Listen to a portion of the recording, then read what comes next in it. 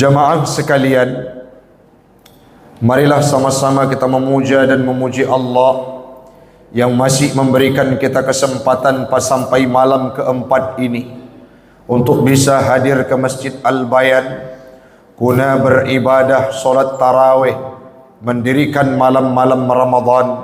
Semoga Allah akan memberikan kita peluang semuanya untuk bisa mengantarkan Ramadan sempurna 1 bulan, sehingga kita menyandang titel predikat takwa dalam kehidupan. Salawat dan salam marilah sama-sama kita hantarkan kepada baginda Rasul Nabi Muhammad sallallahu alaihi wasallam. Nabi Muhammad berpuasa semenjak ibadah puasa itu diperintahkan setelah tahun pertama Hijriyah. Cuma 9 kali ataupun 9 tahun beliau hidup dalam perintah ibadah puasa fardu. Namun berbeda kasus dengan kita hari ini yang kadangkala sudah berpuasa puluhan kali.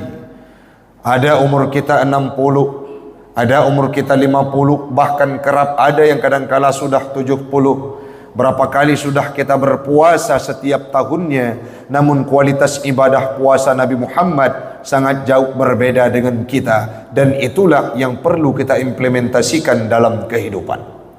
Salawat dan salam kepada al dan sahabat beliau sekalian, alim ulama mutaqaddimin dan mutaakhirin yang muktabar kedua-duanya. Jamaah sekalian, Bapak Ibu yang kami muliakan, kita hari ini kembali dibuat sedih oleh sebuah musibah terbesar yang dihadirkan oleh Allah Ta'ala, yakni meninggalnya seorang ulama karismatik Aceh, Abati Buluh, Abati Nuruddin, yang kembali ke hadirat Allah tepatnya menjelang waktu subuh sahur kita bersama. Artinya ini petanda bahwa dunia akan semakin dekat dengan kiamat dan ilmu itu akan diangkat oleh Allah Subhanahu wa Ta'ala. Semoga di bawah Masjid Al-Bayan ini akan lahir kader-kader generasi berikutnya yang akan mampu meneruskan estafet mereka dalam bidang agama. Jamaah sekalian, izinkan dalam waktu yang singkat ini kami menyampaikan nasihat yang menjadi mau'izah bagi pribadi kami dan umumnya kepada jemaah sekalian. Materi yang kami sampaikan malam ini merupakan materi yang pernah kami susun setahun yang lalu.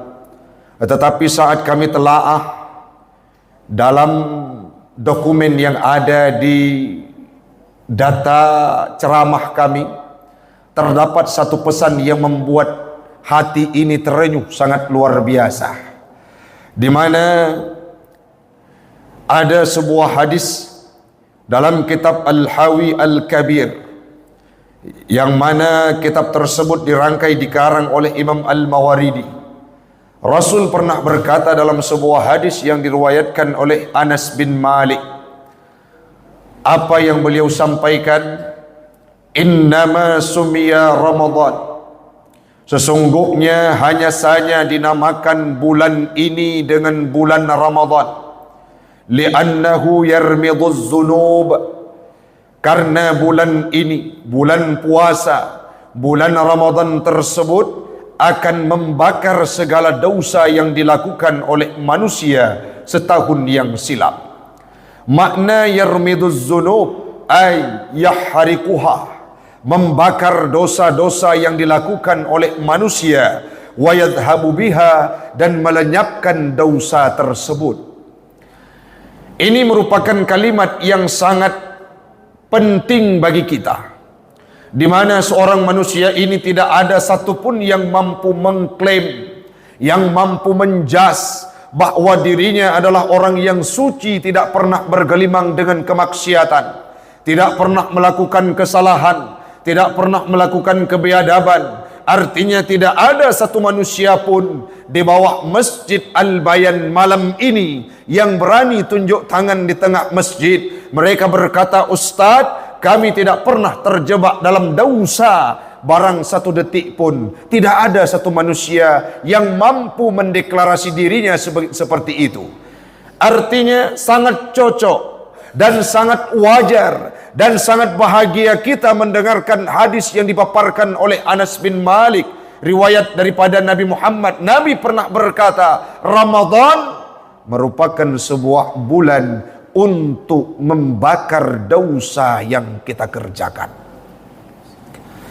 Coba bayangkan, bila hadis ini didapati oleh orang-orang yang ingin hijrah, bila hadis ini didapati oleh orang-orang yang memang ingin taubat dalam bulan Ramadan, senangnya bukan kepalang tanggung. Artinya ada peluang bagi mereka dosa 1 tahun yang silam dimusnahkan oleh Allah Ta'ala dengan sebab bulan suci Ramadan.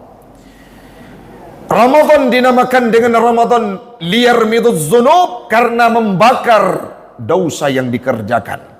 Dan Ramadan itu secara makna lugawi kamus bermakna panas, sehingga identik bulan Ramadan itu yang kita dapati terik mentarinya luar biasa.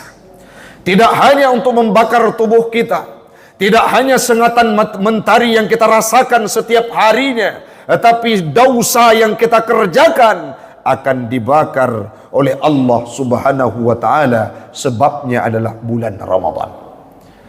Tinggal kita saja, jamaah sekalian, Bapak Ibu yang kami muliakan, mau tidak kita sebagai seorang hamba Allah, umat Muhammad, yang dibakar semua dosa kita di dalam bulan suci Ramadan sebelum kita nanti na'udzubillah dibakar di yaumil qiyamah. Ustaz, kenapa mesti berbicara tentang dosa yang akan dibakar dalam bulan suci Ramadan? Apakah ada fenomena dan fakta yang terjadi di kalangan masyarakat kemaksiatan di Kota Luxmawe ini? Frekuensi kemaksiatan di Kota Luxmawe semakin hari semakin menjadi-jadi. Tidak hanya kaula muda yang kadangkala kita lihat umurnya sudah lansia, mereka yang kadangkala hitungan tahun dekat dengan kubur hanya 1 ataupun 2 tahun, mereka juga yang melakukan kemaksiatan. Oh Ustaz, jangan sampaikan rekayasa, fakta di lapangan yang kita temukan banyak orang-orang yang tua renta, yang muda, remaja, laki-laki dan perempuan melakukan kemaksiatan, tidak pernah mengenal ruang dan waktu. Tidak hanya di sektor perjudian, judi online yang semakin meningkat secara prestisius, adanya pinjam online, meningkat bunga, itu riba, merupakan kemaksiatan yang dilakukan oleh masyarakat. Yang selanjutnya, belum lagi meninggalkan salat, hengkang mereka dari masjid, enggan untuk sujud kepada Allah Ta'ala, itu merupakan kemaksiatan terbesar. Bahkan dialog kami dengan Bapak Nasir tadinya, ada sebuah fenomena di kalangan pemuda yang semakin meresahkan hati kita.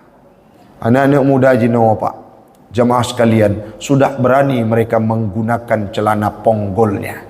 Bukan ponggol malahan, celana pendek yang auratnya tempat terpampang di luar. Itu kemaksiatan yang dilakukan oleh penduduk kita, yang kita cari dan kita lihat setiap hari bergentayangan dimanapun mereka berada. Tidak bisa mata ini lagi memilah, menutup, dan tidak pernah melihat kemaksiatan yang dilakukan. Artinya sangat cocoklah kita yang hadir di bawah Masjid Al-Bayan malam ini. Mari kita sambut hadis yang disampaikan oleh Nabi untuk momentum kita lenyapkan dosa di bulan suci Ramadan ini, sehingga kita kembali menjadi fitrah, diampunkan dosa oleh Allah Ta'ala. Bagaimana caranya Ustaz? Taubat kepada Allah dengan taubat nasuha. Di akhir paparan singkat ini, kami konsepsikan sedikit menyangkut dengan taubat nasuha. Supaya dosa kita diampunkan oleh Allah Ta'ala, mari kita laksanakan taubat nasuha. Apa saja syaratnya Ustaz? Ada 3. Yang pertama, ayyaqlu'a anil ma'siyati fil hali, berhenti untuk melakukan kemaksiatan secara langsung.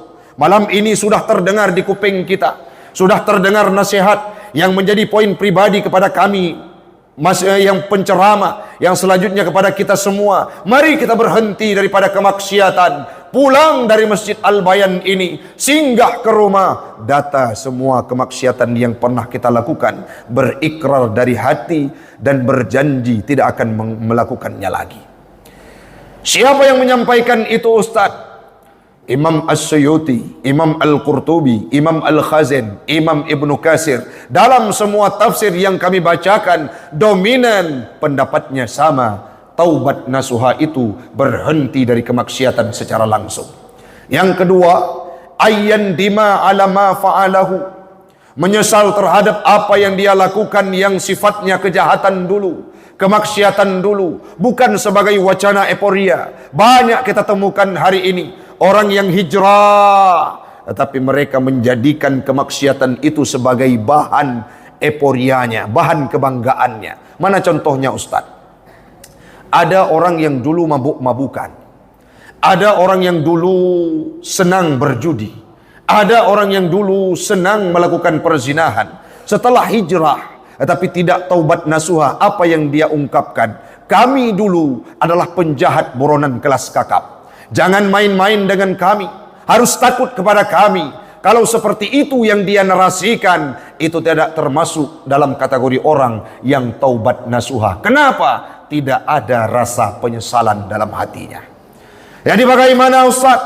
Menyesal itu tidak jarang, sering dan kerap saat kita membayangkan dosa yang pernah kita lakukan. Di tengah malam, sepertiga malam, menjelang tahajud, menjelang sahur kita bangun, merenungkan dosa, tidak terasa air mata ini menetes, membayangkan dosa yang pernah kita kerjakan. Akankah Allah mengampuninya? Itulah implementasi penyesalan. Yang ketiga, ayyazima an la ya'uda ila dzambi, berjanji dan bercita-cita tidak kembali lagi kepada kemaksiatan yang sama. Yang keempat, ditambah oleh Imam Al-Khazin dan Imam As-Suyuti, andai kata dosa ini menyangkut dengan manusia, maka raddul mudallim, harus tuntaskan dengan manusia. Bila kita mencuri hartanya, kembalikan. Bila pernah memfitnahnya, minta maaf. Ustaz, kalau kami minta maaf, takut nyawa kami sia-sia. Itak kamu, ipoh kamu rudarah, maka laki maaf Allah Ta'ala, semoga Allah memaafkan kita. Maka dari paparan singkat tersebut, hamba Allah jemaah sekalian, momentum Ramadan ini sebagai bulan pembakar dosa, sebagai bulan pelenyap dosa, mari kita manfaatkan dengan sebenar-benarnya. Kami tidak mau pulang dari sini hanya kami yang berubah, tapi kita semua yang sadar berubah akan memanfaatkan Ramadan, perbanyak ibadah, minta ampun kepada Allah setiap dosa yang pernah kita kerjakan. Insya Allah semua dosa tersebut akan dihapuskan dan lahir kembali kita seperti orang yang lahir dari orang tuanya. Amin, amin ya rabbal alamin. Waktulah yang membatasi kita pada malam yang berbahagia ini. Insya Allah di lain kesempatan kita akan berjumpa kembali. Hadanallahu wa iyyakum ajma'in. Assalamualaikum warahmatullahi wabarakatuh.